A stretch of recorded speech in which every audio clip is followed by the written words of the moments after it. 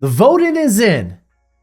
No, not for that. We're not going to get election results for another month. I'm talking about my NFL midseason awards. I'm going to go over my All-Pro AFC and NFC teams. I'm going to go over an All-Rookie team as well as the individual awards. But without further ado, let's go ahead, talk about my AFC Offensive All-Pro team, where I have Lamar Jackson as the quarterback, the best quarterback in the AFC, though you can make a great case for Joe Burrow. Really, Lamar gets the edge here because of what he can do with his feet. And then right behind him is his running back, Derrick Henry. There has not been a more dominant running back in the AFC than Derrick Henry. He currently leads the AFC in rushing yards by over 400. He has already over 1,000 yards rushing. He has 11 touchdowns. He was kind of an easy choice here. But then we get to the wide receivers, and admittedly, I wanted to give a shout out to Nico Collins because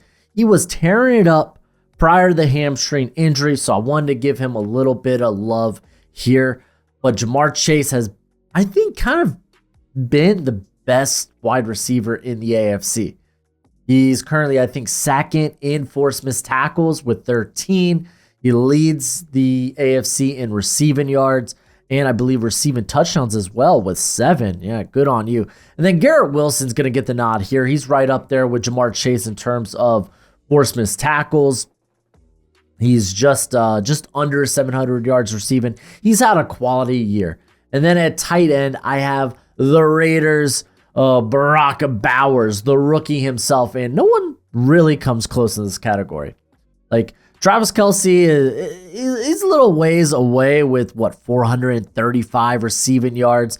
For Brock Bowers, 580 receiving yards. He's got 2 touchdowns on the year. He is the target there in Las Vegas, so he definitely deserves the nod here. And then let's go over the offensive line now. I'm specifically picking left tackle, left guard, right guard, which kind of made me have to leave off some names, unfortunately. So at left tackle, I gave the nod to Rashawn Slater over Terron Armstead. Both guys have missed a game or two here and there, but I think they've been away, far and away, probably the best left tackles in the AFC. You can make good cases for Bernhard Raimann, Garrett Bowles, but Bowles has a lot of penalties this year. So ultimately, I ended up giving the nod to Rashawn Slater. He's playing good football there. And then you look at right tackle, and there's kind of no question. It's been Joe Alt. Right tackle, not nearly as packed in the AFC as I thought.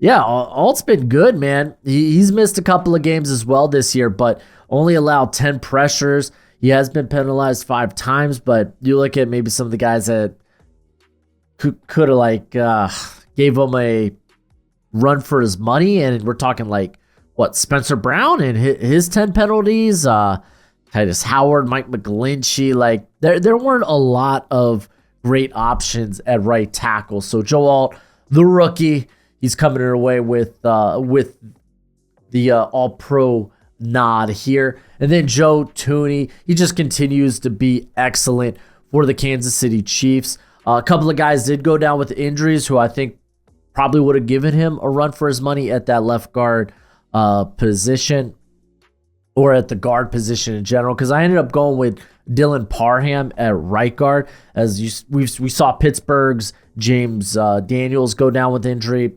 Will Fries has missed some games, and he's played really good. And speaking as a guy that wasn't that high on Fries, he has been pretty impressive, in my opinion.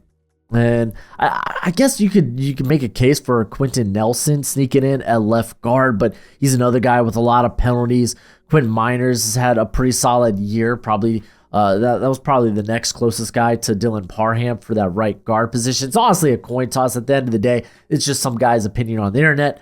Don't take it to heart. At center, though, I think this was pretty obvious. I think Creed Humphrey is now the best center in the NFL now that Jason Kelce has retired, and he's kind of proven that. Tyler Linderbaum, hella good, but like no one's really touching Creed Humphrey. And of course, we got to give some shout outs to the special teams. Marvin Mims might be a questionable one. You can probably make a very strong case for Xavier Gipson from the Jets. I was kind of looking at return guys and looking for guys who were perhaps doing it on both sides, like both as a kick and a punt returner.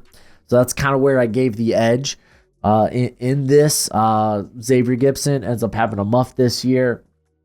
Not saying it disqualified him, but I mean, both him and Mims have been pretty darn good. And then with the field goal kicker, the kicker position, I'm giving it Chris Baswell. But you could make a really good case for Fairbairn, the Houston Texans kicker. Ultimately, it was like, well, Fairbairn has more misses than Boswell. Boswell, 6 of 7 from 50 yards plus. He's having himself a fantastic season. So moving to the NFC, and we got to talk about the quarterback position. I gave the nod to Jaden Daniels here, who has, I think, been spectacular this season. Truly has. The rookie has done it well, and Washington has shocked and surprised a lot of people. Now, you can make great cases for guys with better numbers, whether it's like Baker Mayfield. Granted, he's got a lot of turnover-worthy plays, and I mean, he's been dealing with injuries on that team, whether it was like it first started out with Luke Odecki going down with a concussion, missed a couple of games, and then Chris Godwin out for the year. Mike Evans, he's not going to be back till after the bye week. Or Jared Goff, who arguably is probably maybe more worthy of this position, but I think Goff we're going to be talking about by the end of the year because he has just been hot. He didn't start the season too hot, but in terms of efficiency and just, I mean, that offense is just phenomenal. I mean, look, 3 of the 5 offensive line spots are Detroit Lions. Like, he's blessed with a really good supporting cast, and that's not to take anything away from him. He's out there doing it well. But I did want to give a little shine to Jaden Daniels because I think he's been absolutely fantastic. And then we moved to the running back, and this one was kind of a one-horse race. Arguably, Saquon Barkley is right up there with Derrick Henry this season. Saquon currently has 925 yards rushing, 6 tutties on the ground. And I mean, we're coming off a week where he just had the backwards hurdle over a player. Just utterly fantastic. For me, running backs were runaway races, both in the AFC and the NFC. Let's talk about the playmakers. Let's talk about Justin Jefferson. Currently leads the NFC in receiving yards. He's playing great football. Easy got to go with here. CeeDee Lamb, he's second in receiving yards in the NFC, and not everything's been cotton candy and gumballs there in Dallas, unfortunately, and he has really had to shoulder a lot of that.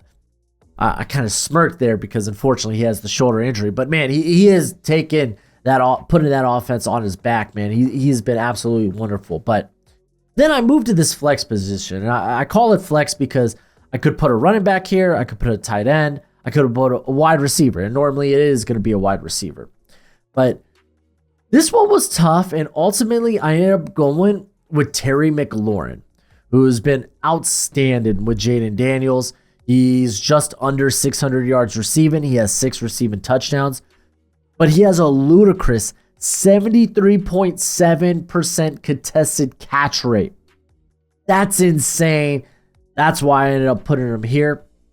George Kittle was kind of the only tight end you could pick. You could make an argument for Trey McBride, but there's a big difference between Trey McBride and his 0 touchdowns and George Kittle and his 6. But Trey McBride's been balling. He's been balling. But let's talk about this offensive line. Because, well, 3 out of the 5 offensive line spots are Detroit Lions players.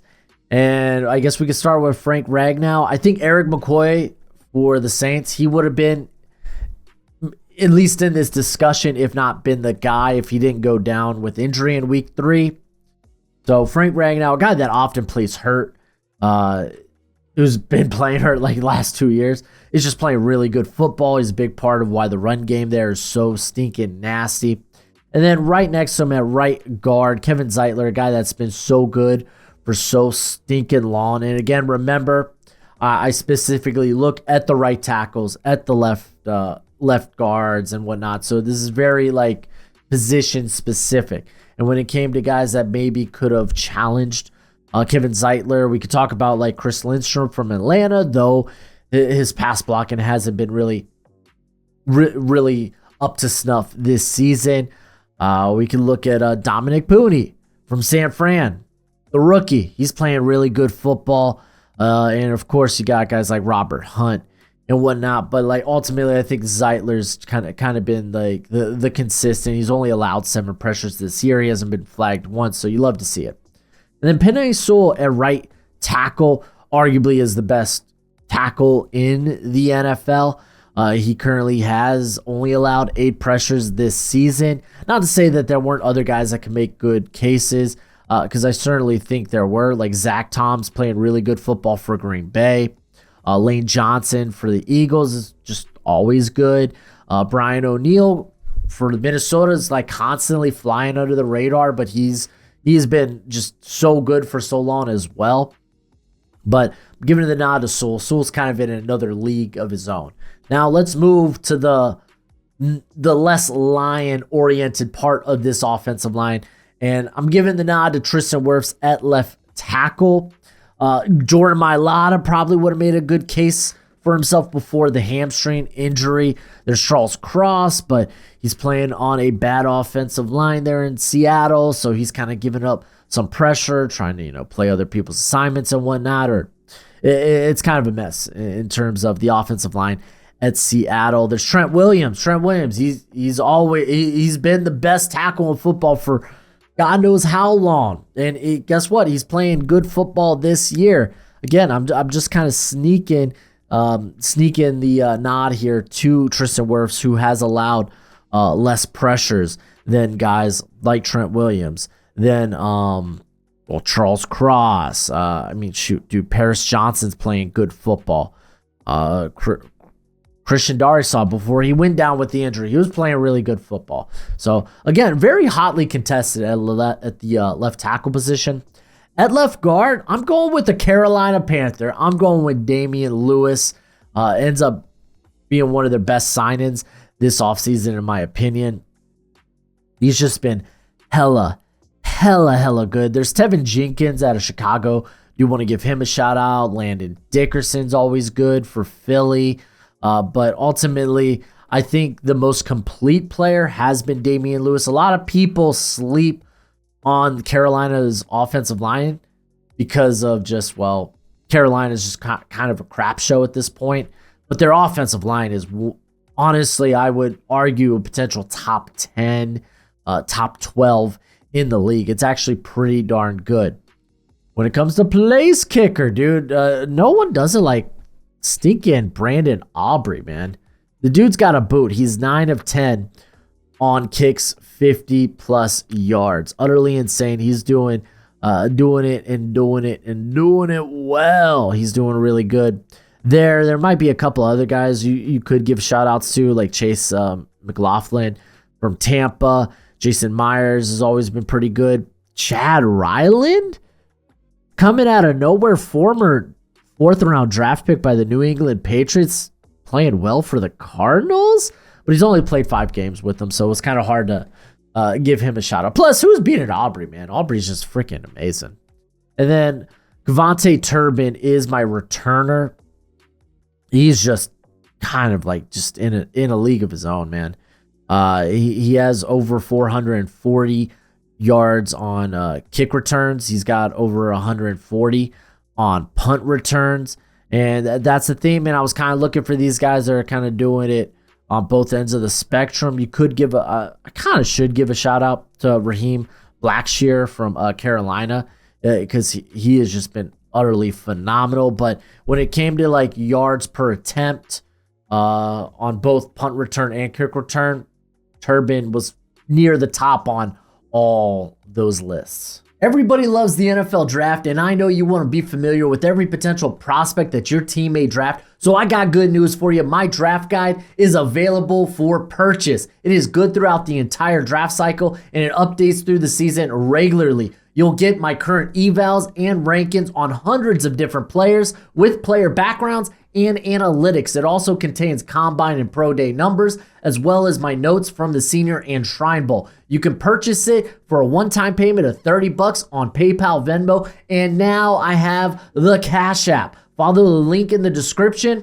and be sure to include your email because it is a Google spreadsheet. That is how I share it with you. So please don't make me hunt down your email. Just don't do it. Anywho, it's a great purchase and it's a great way to support the channel. Now moving to the defense, and let's talk about Aiden Hutchinson. I got to give him his flowers here because unfortunately, broken leg, going to miss the remainder of the season. He only played 5 games, but let me tell you about the tear that this guy was on because he was arguably the front runner for Defensive Player of the Year. So currently, as it stands now, again, keep in mind, only played in 5 games. He is 3rd in the NFC in pressures. Utterly insane. You want to look at his pressure rate this season? 38.3%. That's an utter ludicrous number. This guy was a monster. So I certainly have to give him his flowers here. And then on the other side, it was tough. I ended up going with Nick Bosa, but you could really talk me into a variety of different other guys, like Jonathan Grenard's having a great year. 48 pressures, 7 sacks for Grenard, but Bosa, he has the better win rate at 19%, with Grenard having a win rate of 16%. Guys like Jared Verse, the rookie there for the Rams, is having a wonderful year. Yaya Diaby is having a breakout year for the Buccaneers. So there was some good edge talent that you could have considered here. When it came to the interior, Dexter Lawrence is just a freak show at this point, man. He's having a monster season thus far. 33 pressures, 10 sacks. The dude is unstoppable, and he does a lot of this from the nose tackle position, which is kind of the nutty thing. So he's actually got a great case to be made for Defensive Player of the Year. Next to him, it was a bit tougher, admittedly. I ended up going with Aleem McNeil just because the win rate was a bit better than guys like Jalen Carter, who you could have made a case for here. Currently, Aleem McNeil has a 14.7% win rate. You look at some of the other guys, Leonard Williams, that just missed it. Wanted to give those guys shout outs, but I'm always been a big sucker for Aleem McNeil. Anyway, I'm a mark. Hey, I know what I am, and I be a mark for Aleem McNeil. Going to the linebacker position, Fred Warner. Talk about guys that can make cases for Defensive Player of the Year. He's freaking phenomenal.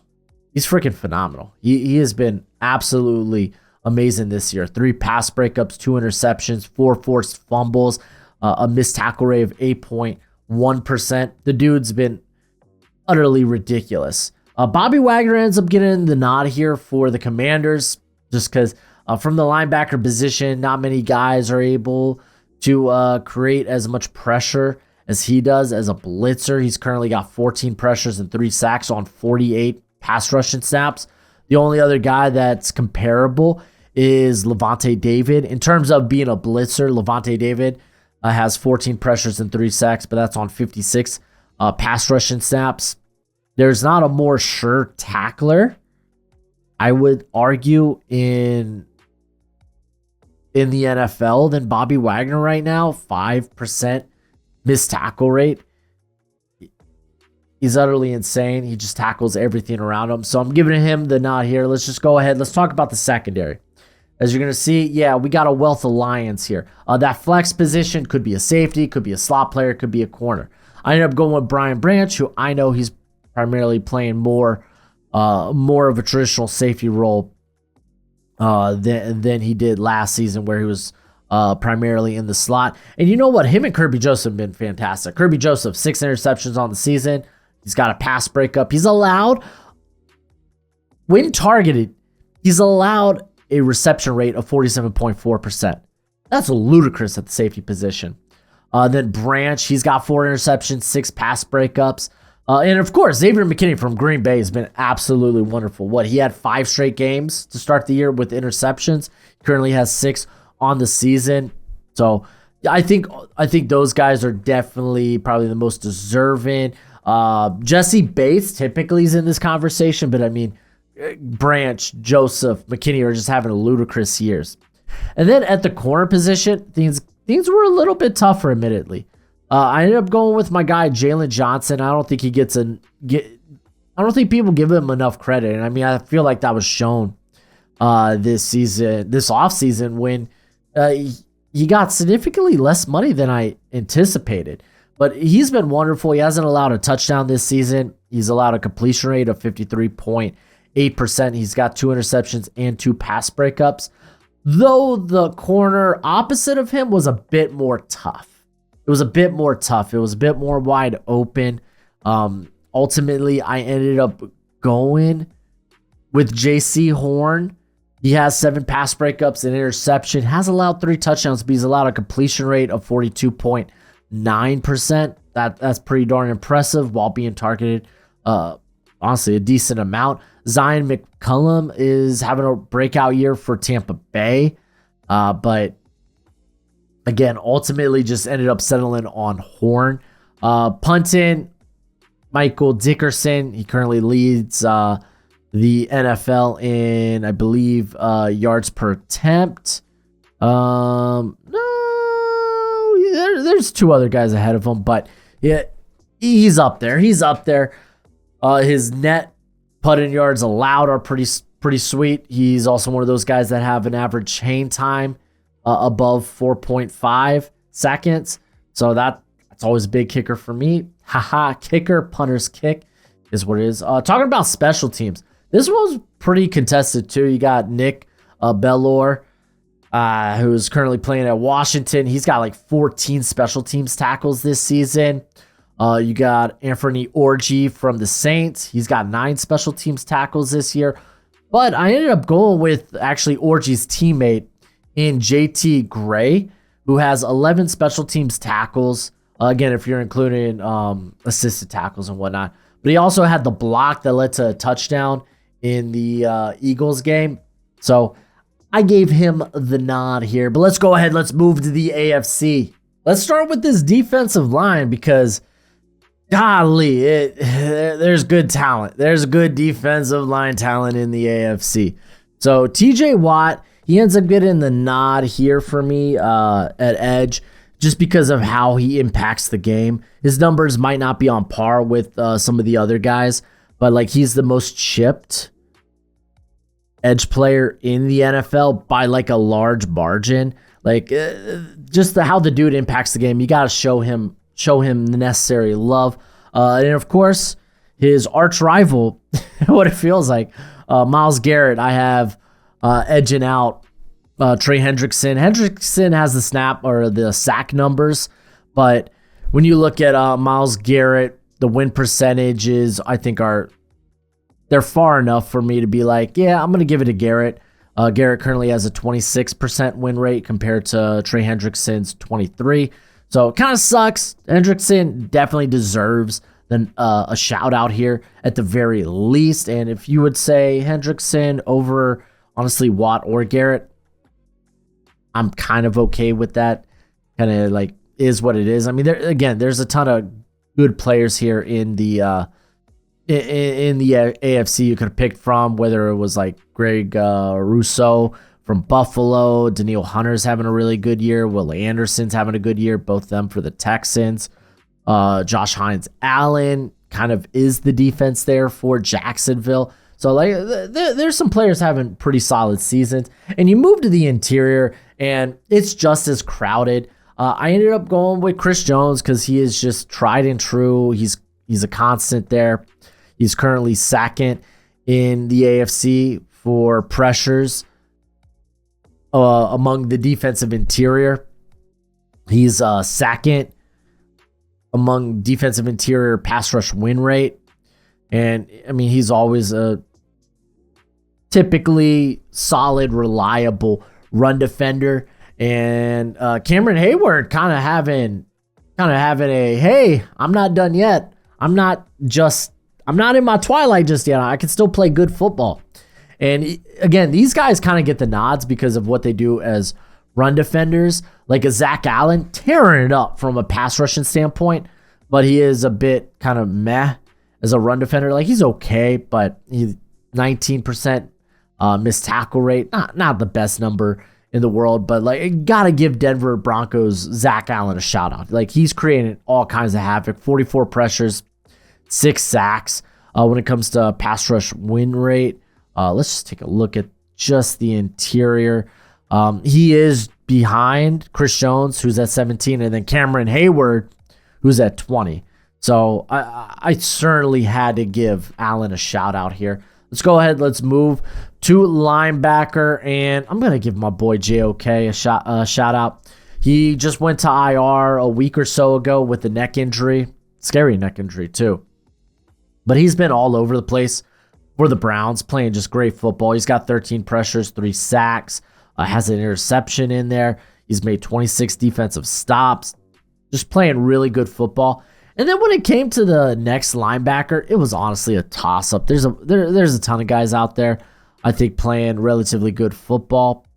You can make cases for like Robert Spillane, but it's like he's a very, very meh coverage player, like very much the minimal gain type of guy who will make the tackle, but he's going to allow the catch. Jermaine Pratt, kind of in a similar territory, but I'd argue maybe a little bit more splashy with whether it's what he does as a pass rusher or even in coverage sometimes. Zaire Franklin, he had the interception thrown right in his chest this past week against the Vikings. Probably the easiest pick of his life. Ultimately, though, I'm going to go with the Roquan Smith. But honestly, if you wanted to give it to really any of those guys, I think I'd be okay with it. Let's go ahead. Let's talk about the secondary, because this was shocking. When it came to safeties, as a Dolphins fan, this one hurts. Like, Brandon Jones never played good football for the Dolphins. He's out here looking really good. Maybe we were the problem. Maybe it was us. But he's got close to over 60 tackles on the season, 16 defensive stops. He's got 2 pass breakups and interception. He's just playing really, really good football. And speaking of which, a guy that I actually liked coming out when he was coming out of Washington, but I'm shocked that he's not doing it from the slot. It's Elijah Molden, who was a pickup by the Chargers, and he's mainly playing kind of a deep safety role. And he's been so good. 3 interceptions. He's been a sure tackler when he's been asked to tackle, which is what made me like, this is a guy with good short area quick. So I was like, oh yeah, he is perfect for the slot in the NFL. And just kind of never was able to get into like a full-time starting role with the Titans. But he played a good amount of snaps for him. Like his rookie year, he played 671 snaps for the Titans. Last year, he played 700 snaps for the Titans, but like they were kind of using him all over the place. And who would have thunk it, man? Deep safeties. That's the position for him. Kyle Hamilton. Kyle Hamilton's probably the best safety in the AFC, just in general. The dude's an absolute playmaker everywhere on the field. I put him in this flex position because, again, he kind of plays all over the alignment. Most of his snaps come either in the box or in the slot. And when it came to the corner was a little tough for the AFC. Ultimately, I ended up going with, of course, Patrick Surtain. He's got the pick 6 this year. Like, what was it, 107 yards? It was some ludicrous number there, but 107-yard pick 6. But he's probably one of the least targeted corners in the NFL. He's only been targeted 17 times thus far this season, but he has 3 interceptions, 2 pass breakups, playing really good football. The next spot was really up for grabs. You can make great cases for guys like Jalen Ramsey, who really plays all over the place. I think when on the field, like DJ Reed is one of the best corner 2s in the NFL. And that's not saying he can't be a corner 1 somewhere, because I certainly think that could be the case. Christian Benford's played really good football for Buffalo. Christian Fulton's kind of rejuvenized his career there with the Chargers. What is it? What is it with these former tight end playing great football in LA? Ultimately, I end up going with Denzel Ward. He currently leads, I think, the NFL in pass breakups with 14. He's allowed a completion rate of 43.2%. You could also make a great case if you're looking for just these guys that are kind of like shut down when targeted. Like Derek Stingley's been in that category, but he's got 6 pass breakups and an interception. So I feel like Ward's kind of been a little bit more dominant there at the catch point. But if you want to put any one of those guys that I mentioned there instead of Ward, I'm not going to fight you on it. I'll fight you on Surtain, though. Surtain's kind of been shut down, like so much so people aren't even going his way. AJ Cole, Vegas Raiders punter, he's up in here, and I mean the dude's kind of in like kind of on another level. Like no one like his punts are rarely returned in comparison to most NFL punters. He's another guy that's got that hang time of 4.5 seconds. Gotta love it. Though J.K. Scott from the Jags, the Chargers, is having a really good year as well. And then for special teamer, I went Luke Gifford out of Tennessee. Currently has 9 special teams tackles. Ultimately, that's what I ended up going with. You can make other cases for... I'm a sucker for Tyson Anderson, former Toledo player, now playing at Cincinnati. He's been a really good special teamer for him, but I'm not going to fight you on a special teamer. I'm just not.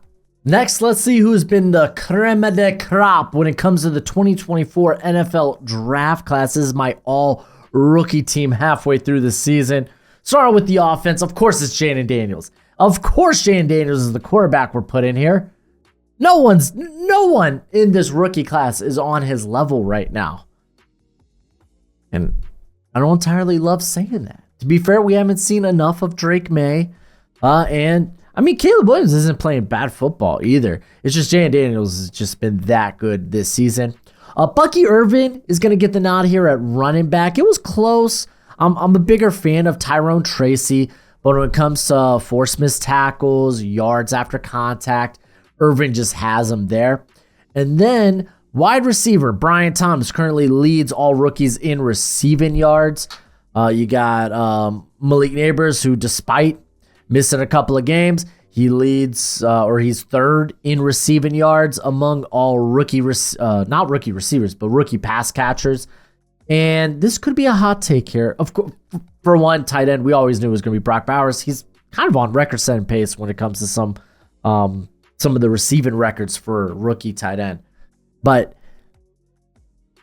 I end up going Ladd McConkey over Marvin Harrison Jr., which could be a hot take. And it's not that I dislike Marvin Harrison Jr. I certainly don't. Like I like him quite a bit. He has 5 more receiving yards than McConkey. He has 1 more touchdown than McConkey. He's played 1 more game than McConkey. If we're gonna go ahead and look at like some of the specifics, I mean, dude, 8 forced missed tackles for McConkey, none for Marvin Harrison Jr. But we know that, we get that wasn't gonna be his game. McConkey, he's 8% better in terms of the contested catch. Granted, Marvin Harrison Jr. doesn't create a ton of separation, so there's more contested catch opportunities for him. But even like yards per route ran, like McConkey's got him in that. So I give the edge to McConkey. I'm giving the edge to McConkey. Offensive line, I previously mentioned Joe Alt when talking about the All-Pro team, right tackle. Of course, he's going to be listed here. When it came to the other tackle spot, you could argue for a few different guys here. Brandon Coleman's playing pretty good in kind of a rotation role there with Cornelius Lucas at left tackle. But I ended up going with Lenise Fuanga, who honestly was playing freaking amazing to start the year. And then as injuries happened to that Saints offense and has crap hit the fan, his play, at least as a pass blocker, has declined a little bit, but I mean, I think with McCoy out, he's still kind of the best player on that offensive line. At the guard position, Dominic Pooney, he has been the best rookie guard in football, so gotta give him his flowers here. The other guard spot was kind of hotly contested. I ended up giving it to Jackson Powers Johnson. He's kind of my guy coming out of Oregon there. Kind of the guy I was just hardcore rooting for. But like, if legit, if we're gonna look at like some of the others that probably made cases for themselves, like in terms like, because I also take into consideration snaps. Like, I'm not gonna give it to a rookie that's like played all of like just 100 snaps this season. But like looking at the other competition, you've had Jordan Morgan hurt. Mason McCormick now stepping up more in a starting role with James Daniels down. And honestly, he's been pretty solid, but I would argue that Jackson Powers Johnson has been a little bit better. And then, I mean, it's guys like Justin Detch, the former USC. I think he played center for USC. Now he's out here playing guard. That's kind of wild. I ain't gonna lie to y'all, haven't watched a snap of him. Oh, because he was playing for the Rams. The Rams were so beat up. But you got Layden Robinson, who hasn't been that good. So I'm not going to pretend like this was hotly contested. So Jackson Powers Johnson gets the nod because honestly, he has played better. Like Mason McCormick, you can make a good point for. Center, Zach Frazier, no one's even close. We're moving on. Place kicker, you could argue, hotly contested. I ended up going with the Minnesota's kicker. But Cam Little, you can make a really good case for him. He's been really good for the Jags this season.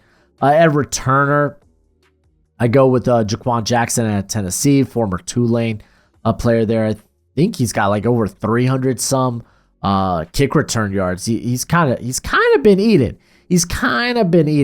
But my offensive rookie of the year will be Jaden Daniels. Kind of a no-brainer. We're moving on. We're talking defense. And let's get the edge players up here. Jared Verse. Jared Verse has been freaking wonderful this year. So much so that I kind of gave him a shout out when I was talking about some of the edges that could have made the NFC All-Pro team. He has been that good. 39 pressures, 5 sacks. He leads all rookie pass rushers in pass rush win rate, and it's not even close. He's at 22%.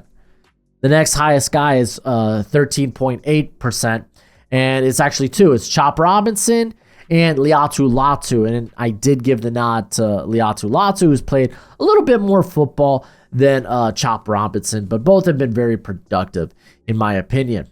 Move into the interior, and I'm giving Brain Fisk one here. He's actually currently second among rookies in pressures with 26. He's just kind of been playing out of his mind.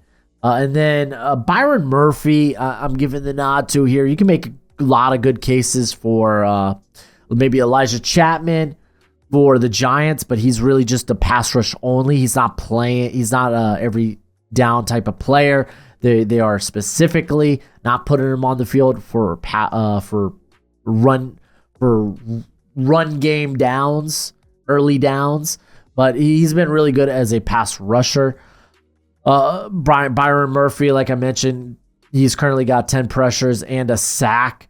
You can make a good case for Jazon Newton, who literally similar snap total and has 10 pressures and a sack. But I go with Murphy because I think he's been a bit better as a run defender. Devondre Sweat certainly deserves a shout out here as well, as he's played good football for the Titans. Moving to linebacker, there ain't much to talk about. If I'm being honest.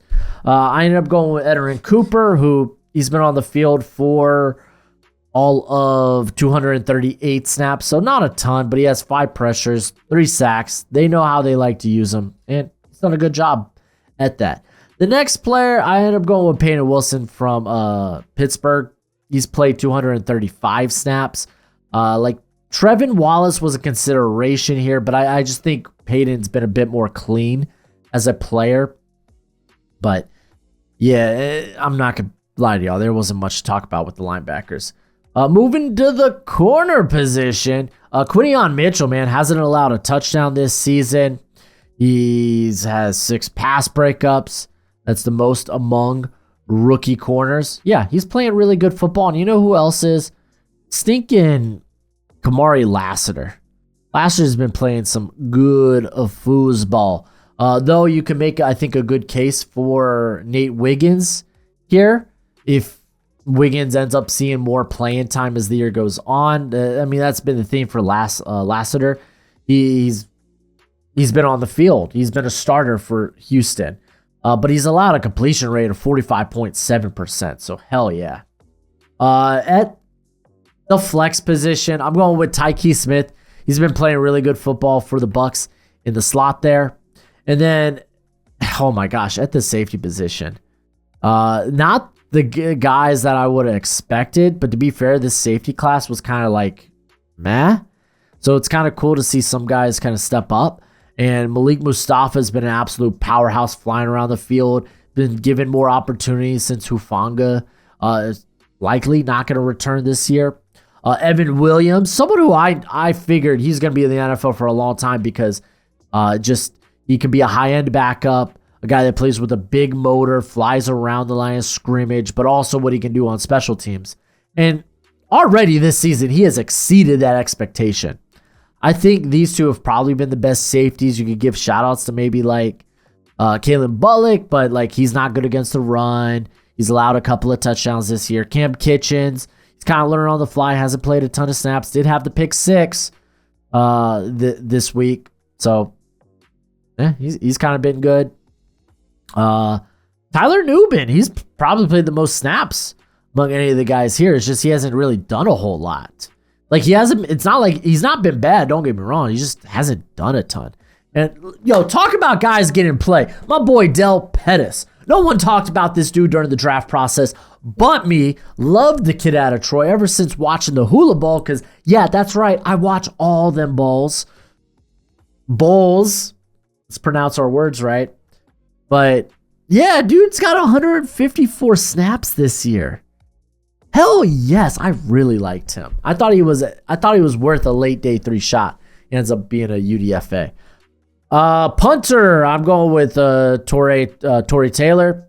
Make a good case though for Cincinnati's punter Ryan. Is it Ray Cow, the former BYU punter, but also hang time. It's on Taylor's side. And then I'm siding with Winston Reed as a special teamer here out of Cleveland. He's also done some good things on the defense this year. I did highlight him in my rookie watch video earlier in the year. So giving him the nod here. When it comes to defensive rookie of the year, while it might be tighter than offensive rookie of the year, I still think it's kind of a runaway with Jared Verse. He's been absolutely phenomenal. No one's really touched him in terms of production. So I think you can probably bet it now. Those are your guys that are going to win respective rookie and offensive and defensive rookie of the year. But let's get to the last bit of my individual awards, as Derrick Henry's my MVP. There, I said it. He's my MVP halfway through the season. I'm going to be frank. I just didn't want to put a quarterback here. Derrick Henry, he keeps shocking me. It's like he can get older, but he keeps running harder, and just now he's leading the NFL in rushing yards and touchdowns. He's absolutely fabulous, dude. And what he's done for this Ravens offense has just been amazing. But we know the MVP is a quarterback award. So for my offensive player of the year, I got Lamar Jackson. Listen, Lamar's playing really good football. And I know they're 5-3. They have a few disappointed losses where there's the Raiders, the Browns.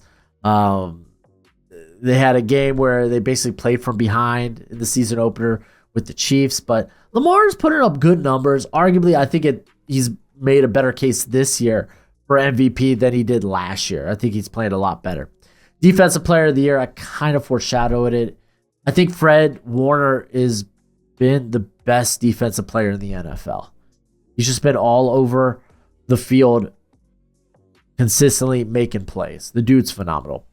Comeback player of the year, Kirk Cousins. I'm not going to lie to y'all. It's not hotly contested. Like, you could make the case for Aaron Rodgers, but hey, whose team is winning? It's Kirk Cousins.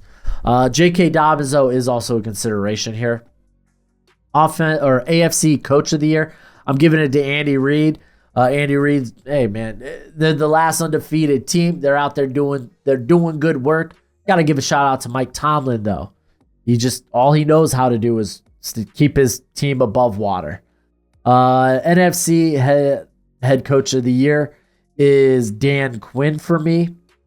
He is just what he's done with Washington. I thought this was at least going to be a 1-year turnaround, if not 2.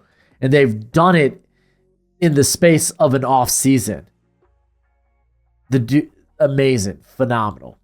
And then I do have offensive coordinator of the year. We're giving it to Ben Johnson. He's been most creative coordinator this year. The Detroit's offense has just been fun to watch. Defensive coordinator of the year, it's Steve Spagnuolo, Kansas City's DC there. I don't think there's a better DC in the NFL than Spags. He's a big reason. He is probably the reason that the Chiefs are currently undefeated. And his defense has just been amazing. And then, like I previously mentioned, Jaden Daniels is my offensive rookie of the year, with Jared Verse being my defensive rookie of the year. But let me know who are some of your favorite players who are just showing out this year, who deserve to be mentioned. I try to mention a lot of players here because, hey, listen, it's just my opinion. I'm not going to get it right all the time. Let me know yours in the comment section below. And as always, until next time, you be easy, my friends. Later.